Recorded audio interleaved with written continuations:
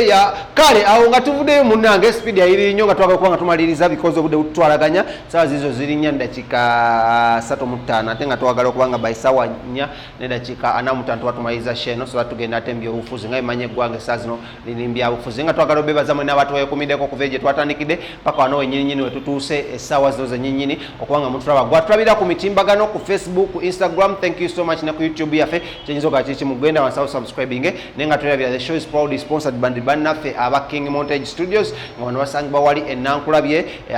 ku Prime Tower Complex era nga osobola okuba nga okolaki ng'obasanga ennankulu yawe ennyinnyini ku bitaala oba osobodde okutuukawo bakubire ku namba zino wammanga 0777 023405 oba bakubire ku namba endala ya Airtel eri 0702 0702104125 ojja kuba bakutuusaako services zaabwe mu bujjuvu bakuba ebifaananyi bakwata emikolo kwegamba buli kimu bakikola music promotion obulango genda obeere nga okola kinga obeetuusaako obanga obasangawo bajja kuba bakutuusaako services zaabwe zamanyi bateekamu akasente naffe nsooka nga tubatuusaako sheno nga obeera ogiraba naye nga omune tuvuddeyo nga twagambye this is the radio week wetugenda okuba nga tujaganya amazaalibwa ga mwana mulenzi amanyiddwa nga Mozey Radio era nga tugezaako okufuna abantu ab'enjawulo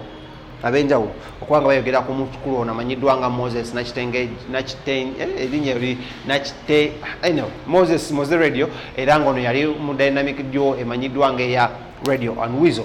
Twagudde ku mukyala amanyiddwa nga Lydia Jazmine, girl so beautiful, the black skinned woman, the dark skinned woman, very beautiful, very fashionable. Netumubuuza mu lugendo ku jjana ya Mozey Radio era nga ono munnange byayogedde ku jjana ya Mozey Radio byabadde bingi nnyo ndala era nga ono yatubuulidde how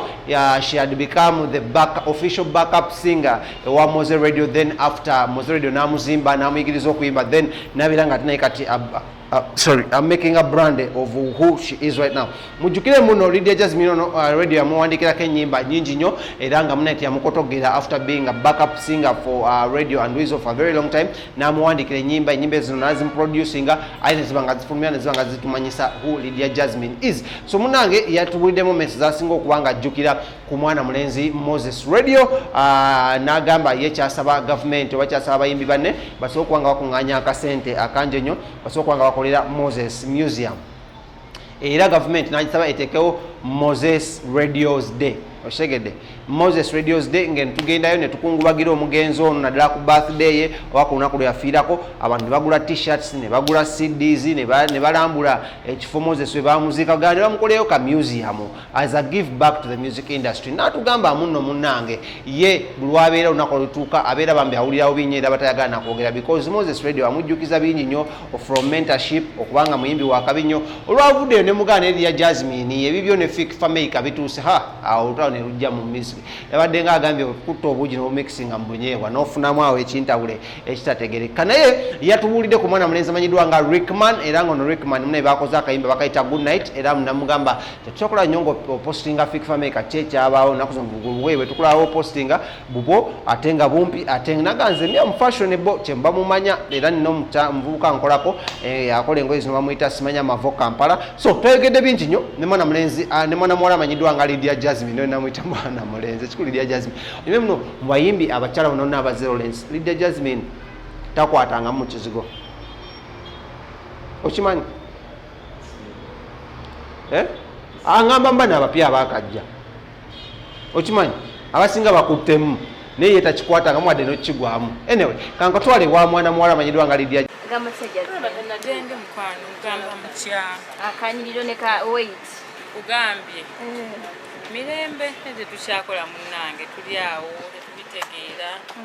kaso yakendeera tuli nga weerabira n'okulya nga tozikuddawano naye kati tuyawulidona bawa ne wapapa ndidde juni ndidde okay okutunuulira stories etuli mu kola radio yabadde birthday 2 days back and one of the people abali mikwano gye yakuwandikirako n'ennyimba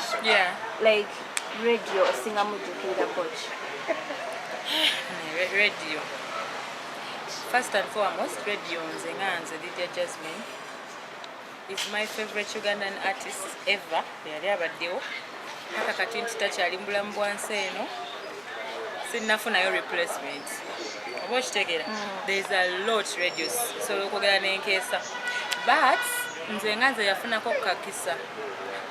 si just kumpandikira nyimba wabula nabeerangako nabo mu bulamu bwabwe obwa bulijjo because nze we nali sinnayimba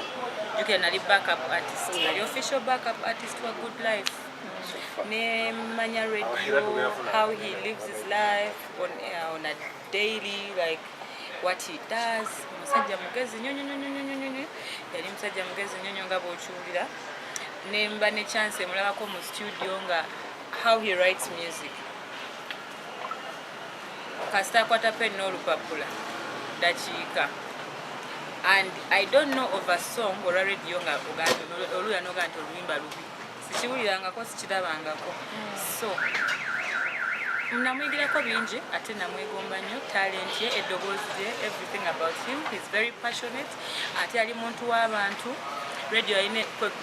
we yafa mwamanya ebintu byalina bye twali tetumanyi radio nga alina orphanages radio ayina amasomero radio alabirira abaana bamaama bamulekwa nga tabiteeka ku social media nga nange fenyini nga tetubimanyi nako twabirabaafu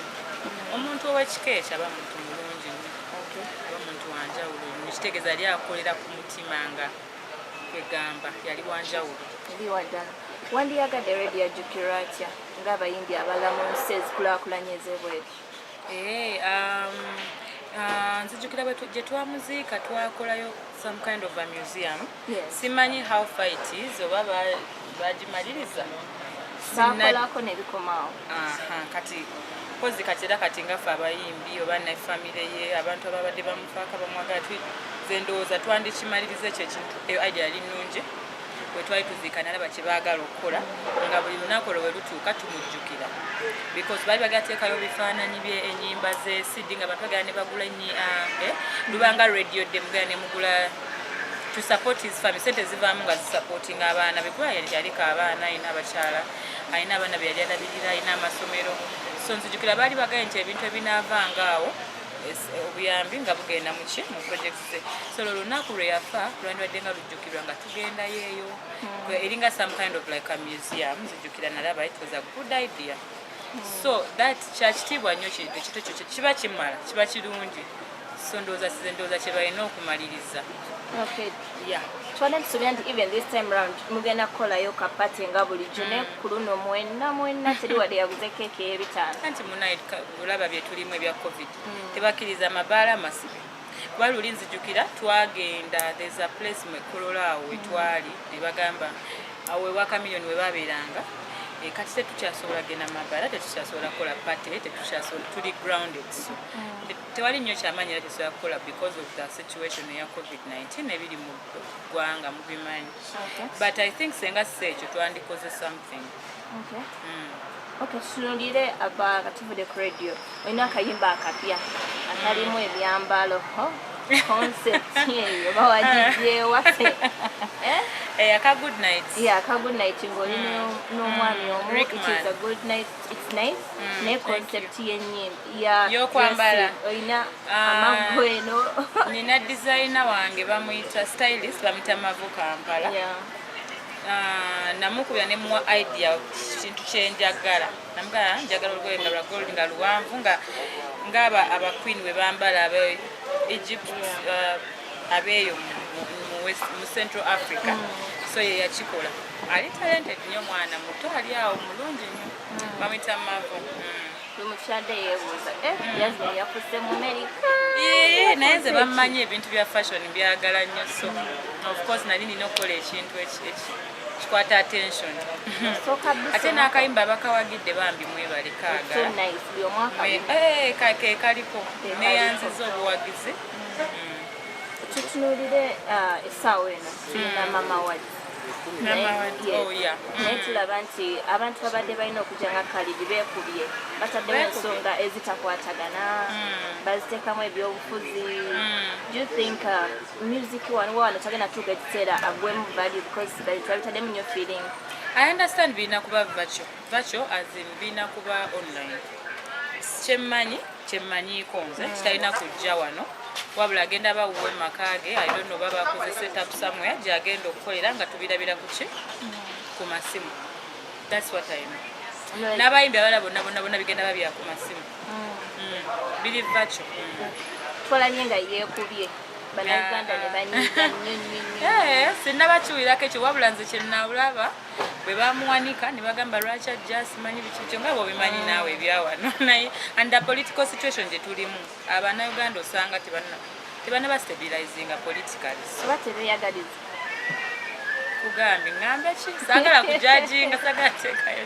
naye nze kyemmanyi nti birina kubava kyo era nze kyemmanyi nti agenda kubirikodingira wuwe bibeere online kyemmanyi era kiri confirmed, that's what I know. Kino kino engeri ekikosaamu mu abayimbi b'e Uganda oba ne okuba nti noki kino engeri ekiba affectingamu muno such an international star Jayo tweet ye kujjayo tweet ye kati nze obusaga nti kumatenga kubanga saategedde reason lwaki yajjayo tweet but I understand yagijeyo social media pressure bamugaye nti alina kujja like he was like tasobola kukolanga when is Bobi Wine akyali mu house arrest ye ng'omuntu bimukwatirako okay the political situation bw'aba yagijeyo well probably maybe he's right because toyinza agenda mu nsi ng'erimu political instability ate abo abantu ba big brands nnyo ne management ye tesobola kikkiriza if he was to come here anyway naye kyemmanyi nti alina kuba wuwe kati awo sitegera lwaki aba yakoze eki yagijjeyo kuba alina kuba wuwe bigenda babya online